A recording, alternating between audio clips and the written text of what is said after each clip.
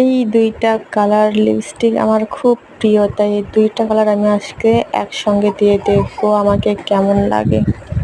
যাই হোক বন্ধুরা, তোমরা কিন্তু আমার চ্যানেলটাকে কিন্তু সাবস্ক্রাইব করে দিবা। আমার ভিডিও যদি তোমরা দেখতে চাও তাহলে কিন্তু সাবস্ক্রাইব করতেই হবে।